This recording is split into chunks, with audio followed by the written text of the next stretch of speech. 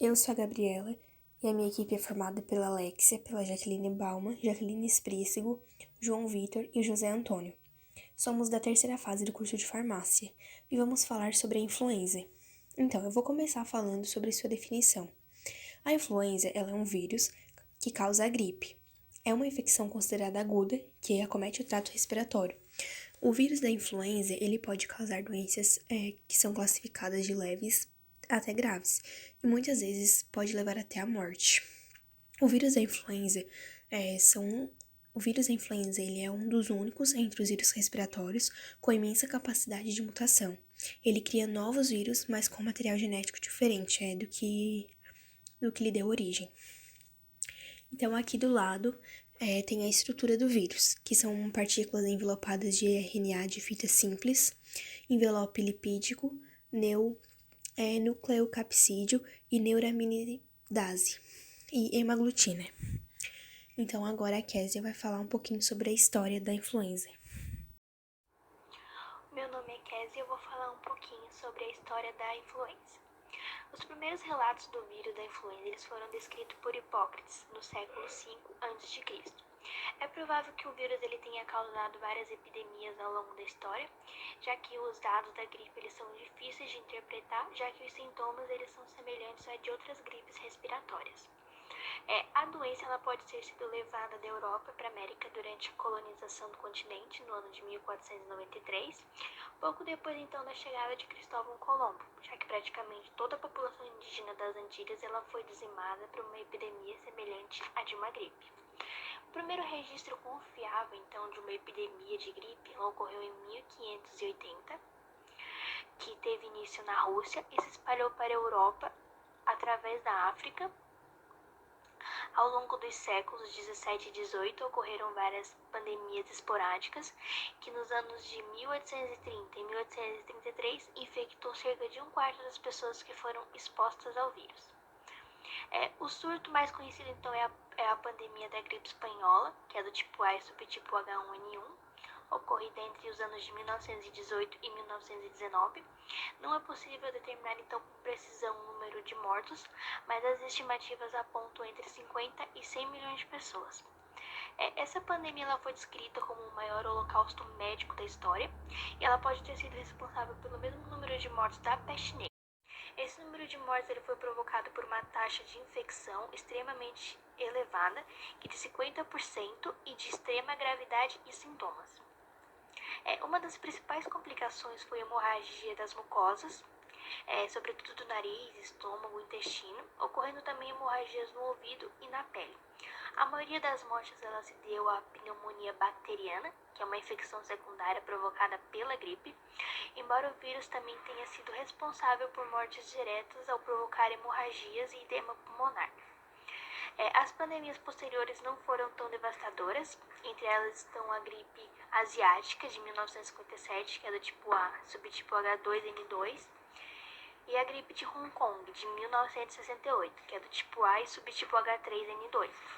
Embora eles fossem de menor dimensão, elas foram responsáveis então pela morte de milhões de pessoas. Nas pandemias mais recentes, estavam disponíveis fármacos para controlar as infecções secundárias e podem ter ajudado então a reduzir esta mortalidade em comparação com as pandemias anteriores. Eu vou falar também um pouquinho sobre as variações do influenza vírus. Os vírus da gripe eles são classificados no grupo dos vírus ARN, que são vírus que têm como material genético o RNA, sendo mais propensos então a sofrerem mutações genéticas. São eles o influenza vírus A, B e C. A variação tipo A ela é um gênero que tem apenas uma espécie, o influenza vírus A, que é encontrado em várias espécies de animais, além dos seres humanos como suínos, cavalos, mamíferos marinhos e as aves. As aves aquáticas elas são as hospedeiras naturais de uma grande diversidade desse vírus. O vírus do tipo A ele corresponde aos patogênicos mais virulentos entre os 3 tipos de vírus da gripe e estão na origem das formas mais graves da doença. A variação tipo B ela é um gênero que também tem apenas uma espécie, o qual ela infecta quase exclusivamente os seres humanos e ela é menos comum do que o vírus da gripe A. Esse tipo de vírus ele sofre mutação em um ritmo de 2 a 3 vezes mais lento que o da gripe A, pelo que é menos diversificado em termos genéticos, existindo apenas um serotipo de gripe B.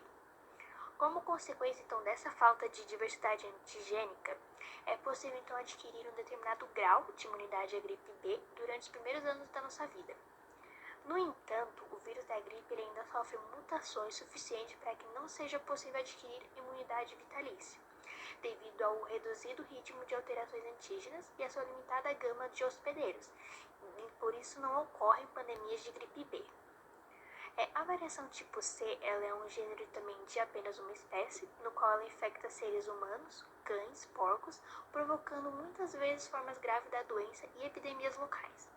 No entanto, a gripe C ela é menos comum que os outros tipos e geralmente ela provoca apenas casos moderados em crianças. Quanto à estrutura dos subtipos, as estruturas do vírus influenza A, B e C eles são muito semelhantes entre si. No entanto, apesar de diferenças na forma, as partículas virais de todos esses vírus da gripe apresentam composição semelhante. Os vírus são constituídos por um envelope viral que contém dois tipos de glicoproteínas que envolvem um núcleo central. Este núcleo ele contém o genoma ARN viral e outras proteínas virais que envolvem e protegem o ácido ribonucleico. A hemaglutinina e a neuraminidase são duas proteínas de grande dimensão no exterior das células virais. A hemaglutinina ela é uma lectina mediadora da ligação do vírus à célula-alvo e a entrada do genoma viral nessas células. A neuraminidase ela participa então da libertação do vírus a partir de células infectadas. Dessa forma, então, essas proteínas elas são alvos para fármacos antivirais. Além disso, também são antígenos para os quais é possível produzir os anticorpos. Os vírus da gripe A são classificados em subtipos de acordo com a resposta dos anticorpos à hemaglutinina e à neuraminidase, como por exemplo H5N1. Quanto à sua replicação, os vírus só são capazes de se replicar em células vivas. A infecção e a replicação da gripe é um processo que decorre ao longo de vários tipos de estágios. Para ter início, o vírus ele tem que se ligar e entrar na célula, para então transmitir o seu genoma para um local onde ele possa produzir novas cópias de proteínas virais e ARN, juntar esses componentes em novas partículas virais e, por último, então, abandonar a célula hospedeira. Os vírus da gripe eles se ligam através da hemaglutinina aos açúcares do ácido cialício na superfície das células epiteliais.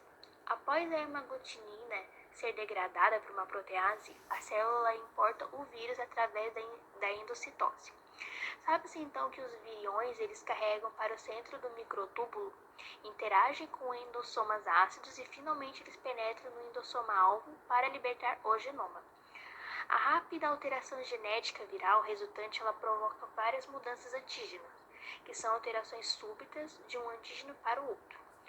São essas alterações tão súbitas e significativas que permitem ao vírus infectar novas espécies de hospedeiros, ao mesmo tempo que rapidamente ultrapassa qualquer tipo de imunidade. Isso é uma das principais causas da existência de pandemias. O melhor tratamento para a influenza é a ingestão de bastante líquido para o corpo se manter hidratado, com a ajuda de repouso, banhos de sol, ingestão de algumas vitaminas. Alguns exemplos são a vitamina D, a vitamina C e o zinco, que ajudam a aumentar a imunidade para o próprio organismo combater o vírus da influenza. Se estiver com grandes complicações, como por exemplo, febre, dores no corpo, pode estar utilizando analgésicos e anti-inflamatórios, com prescrição médica. Uma vacina anual pode ajudar no tratamento e na prevenção. Eu vou falar um pouco sobre a prevenção. Então, como nós devemos se prevenir da gripe da influenza? Lavar as mãos com água e sabão, use álcool gel, principalmente antes de consumir algum alimento. Utilize lenço descartável para higiene nasal. Cubra o nariz, boca após espirrar ou tossir. Evite tocar nas mucosas dos olhos, nariz e boca. Não compartilhar objetos de uso pessoal, como talheres, pratos, copos, garrafa, entre outros. Manter um ambiente bem ventilado. Evitar contato próximo às pessoas que apresentem sinais ou sintomas da gripe, evitar sair de casa no período da transmissão da doença, evitar aglomeração em ambientes fechados, procurar manter os ambientes bem ventilados. Um caso muito importante é que os indivíduos que apresentam sintomas de gripe devem evitar sair de casa em período da transmissão da doença, podendo ser por um período de até 7 dias após o início dos sintomas. Orientar o afastamento temporário de trabalho, escola e etc.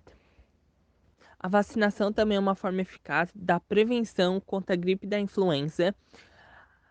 A vacina também é segura e considerada uma das medidas mais eficazes para evitar casos graves e óbitos por a gripe da influenza.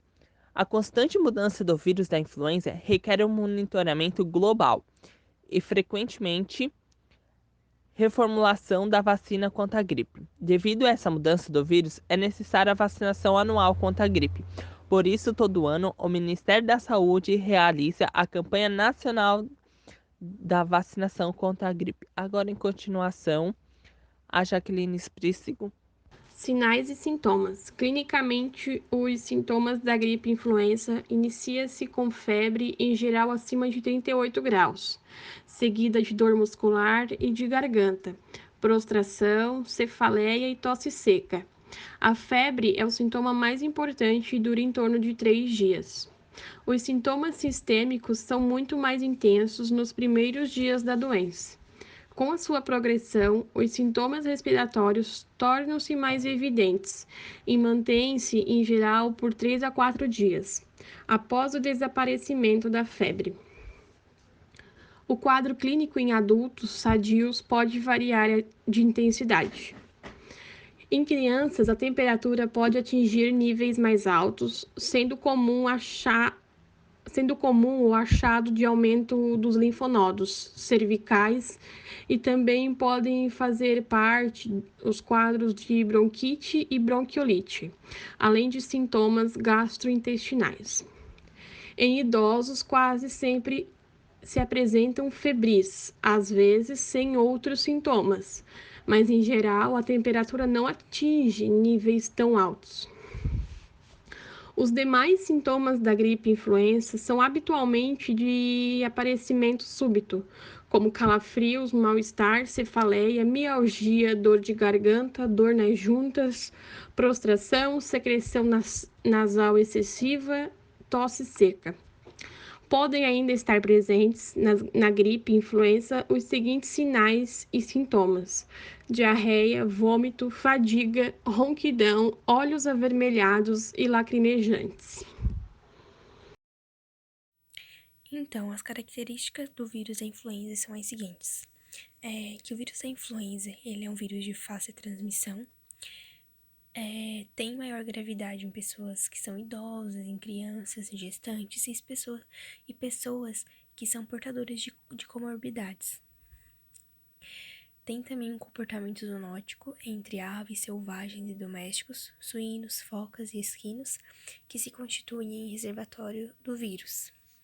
É uma doença infecciosa aguda e atinge o sistema respiratório. Eu sou a Jaqueline Bauman e eu vou explicar um pouquinho sobre a vacina da influenza. Então, em 2009, a gente teve a pandemia da influenza, que aconteceu devido a uma variante do vírus da gripe. E no Brasil, as campanhas de vacinação contra o vírus, elas foram iniciadas em 2009 pelo Ministério da Saúde.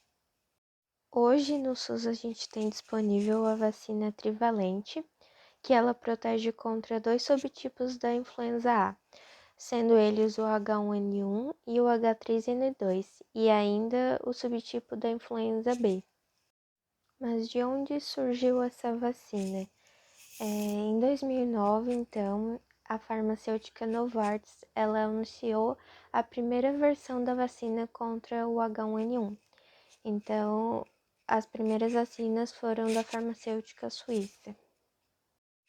O agente etiológico da influenza é o Maxovírus influenza. Então, a vacina é composta por diferentes cepas desse vírus, sendo eles inativos. Geralmente, a vacina é composta por elementos da superfície do vírus, como a hemaglutinina, que é a proteína, e a neuraminidase, que é a enzima. Devido às várias mutações que o vírus sofre de maneira natural, todo ano eles desenvolvem uma nova vacina, vamos dizer assim, e é recomendado que a população se vacine todo ano. Então, a imunidade após a vacinação, ela vai se desenvolver após 15 dias e ela tem uma duração de cerca de 6 meses a 1 ano. Então, a gente pode concluir que a vacinação ela é a forma mais eficaz contra o controle da doença e das possíveis complicações citadas anteriormente. Agora, o nosso colega João vai dar finalidade ao nosso trabalho. Algumas curiosidades sobre o vírus da influenza. Assim como o novo coronavírus, o H1N1 é transmitido por contato direto ou com secreções respiratórias de uma pessoa infectada. A pandemia da gripe H1N1 ocorreu entre 2009 e 2010, com os primeiros casos relatados pela OMS na região do México e Estados Unidos. Nesse período, foram oficializados mais de 18 mil mortes no mundo e um total de 651 mil casos. Existem 3 tipos do vírus influenza, o A, o B e o C. O tipo C causa apenas infecções respiratórias brandas, não possui impacto na saúde pública e não está relacionado com epidemias. O vírus influenza A e B são responsáveis por epidemias sazonais, sendo o vírus influenza A responsável pelas grandes pandemias.